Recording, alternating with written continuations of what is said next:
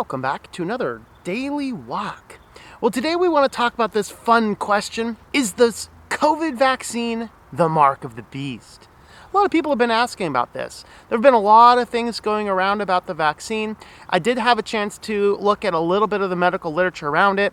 I was actually shocked to see that this is not the first RNA vaccine. They've been experimenting with these for cancers for a while. So I'm a little bit less leery about that after looking at some of the research and the science behind it. But we do want to address this question. And the reason this is a fascinating question is there are a lot of countries and things that are starting to say, hey, you can't do X, Y, or Z. In other words, you can't participate in society without it. So let's go ahead and talk about the vaccine as it relates to the mark of the beast.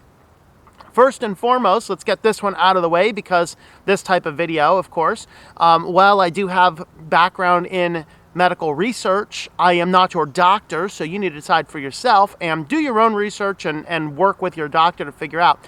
I personally think that with the COVID vaccine, the virus is not dangerous enough for the general population to require such a thing. The general population will get it, and most of them won't even know they have it. And it won't be passed on. Asymptomatic spread was shown through several different research articles, over 50, 60 journal articles, medical research, that asymptomatic spread really doesn't generally happen.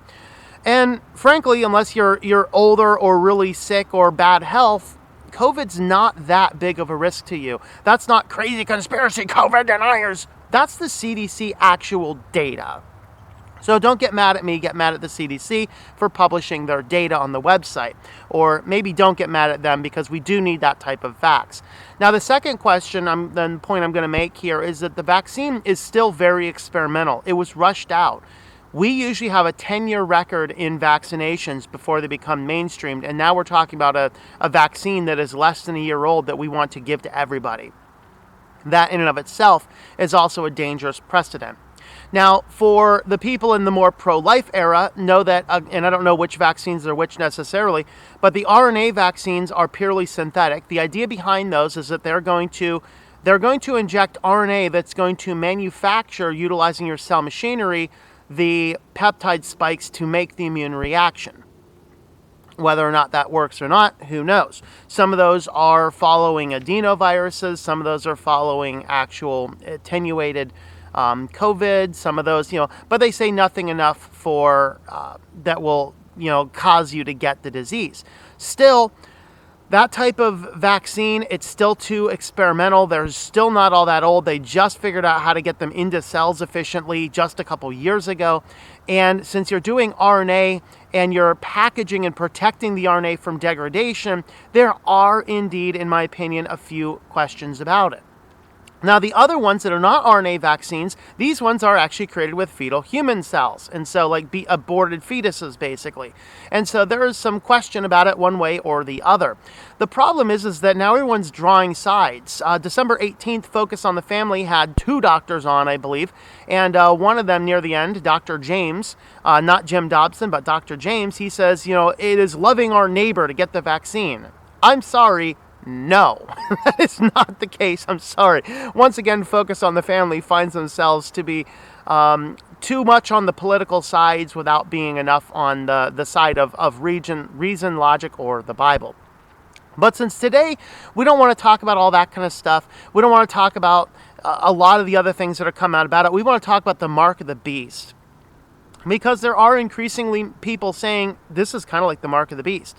Now, of course, not too long ago, Bill Gates himself started experimenting with some ID tracker vaccines. And one of the payment companies, I think it was MasterCard, is like, hey, let's add a chip into this vaccine you're giving so that people can buy or sell with it. Now, the thing is that we look through the scripture, there's a lot of archetypes.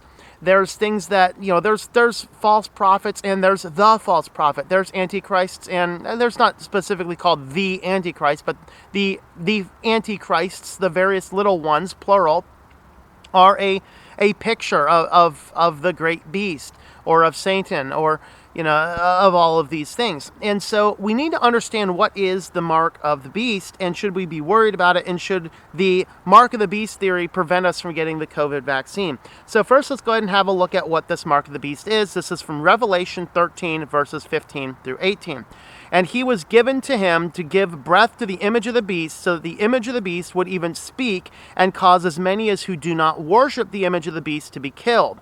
And he causes all the small and the great, the rich and the poor, the free men and slaves to be given a mark on their right hand or on their forehead. And he provides that no one will be able to buy or sell except the one who has the mark, either in the name of the beast or the number of his name. And here is wisdom. Let him who understands calculate the number of the beast, for the number of that man, and his number is 666. Now, where some people are starting to get a little bit concerned about this is there are certainly some areas where it's not forced to take the vaccine, but if you'd like to participate in society, you need to take it. That's frightening. There's different countries are coming up with their own vaccine tracker apps. The COVID pass. I think Ireland has one now. I just saw a recent one. Like, oh God, it's coming sooner than I thought. I think it might have even been a state. I can't remember exactly. But the idea behind this is it's an app. You have to put this app on your phone. And with the app on your phone, then you have to go ahead and show this app that you've either had the vaccination and or you've had a test to just wear a mask, socially distance, and come into participating in society. And that is when we start doing that, that becomes a very, very dangerous precedent. Now we're starting to get to this point that's very much like it. So is it technically required? Oh no, it's just required if you'd like to participate in society. And that, though, is exactly what the mark of the beast is. Now, is that the mark of the beast? No, it is not. And I'm going to tell you a couple reasons why. First and foremost, this occurs, now portions of Revelation are in a chronological order. This is in Revelation 13. We have to be concerned with this, with when the rapture is. Now, the pre-tribulation folks will say the rapture is way back early. The church will never suffer any persecution, and I have no earthly idea where you got that. They say, oh, the small white space between chapters 3 and chapters 4, that is the rapture.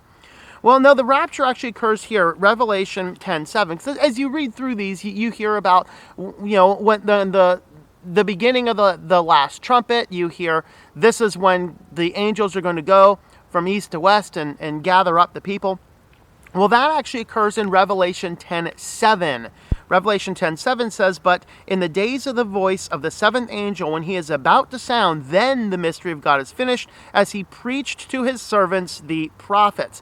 That is, once again, the prophecy. This is when it's occurring. Now, prior to this in Revelation, we've gone through the various 6 trumpets. It stops here. It gives us this prophecy, which lines up perfectly with Matthew. It lines up with 1 Corinthians, I think it's 1 Corinthians 15:52. We're not going to read it right now, but that's where it is. It's going to line up with other sections, Old Testament, which are saying, when the beginning of the trumpet, this occurs, and then we get these 2 witnesses, but then the 7th trumpet comes. This is in Revelation 11. And let's look at 15 through 18. Then the 7th angel sounded, and there were loud voices in heaven saying, the kingdom of the world has become the kingdom of our Lord and of his Christ, and he will reign forever and ever. And the 24 elders who sit on their thrones before God fell on their faces and worshiped God, saying, we give thanks to you, O Lord, the Almighty, who are, who were, because you have taken your great power and have begun to reign. That is when the rapture occurs. Now that is in, as we said, was that 11, I believe? And so this is, that's Revelation 11. Well, the beast doesn't come up for a little bit while longer. So in the chronology of things, the rapture occurs prior to the mark of the beast. So no, this is not the mark of the beast, because no one with the mark of the beast can be saved. There are going to be people who do come to salvation after that period of time. We're not going to get into all of that here, but none of them will have the mark of the beast. Now, does that mean that, hey, we just, no problem at all? No, because I think that what we're starting to see with the politics surrounding it, with the actual, you want to talk about the denying of the science says let's all throw on masks and everything and shut society down because the science doesn't quite support that view. All right, the science says you need to protect the elderly, you need to protect the sick, you need to be a little bit more cautious in some places, but the average person, we can just build up herd immunity without it. And of course, the WHO just changed the definition of herd immunity. They moved out from the percentage of a population that has gotten the disease to the percentage of the population who is vaccinated. Very interesting. And then we're starting to see these COVID passes tied to vaccination status coming out through several different countries, so you cannot get on airplanes, you cannot go to concerts, you cannot participate in society without it. Therefore, yes, the vaccine is a archetype of the mark of the beast, but it is not the mark of the beast. So your salvation is not at risk if you get it. So if you do the research and you do the studies and you talk to your doctor and you say that, yes, I should probably get this vaccine, then go ahead and get the vaccine. Your salvation is not in jeopardy.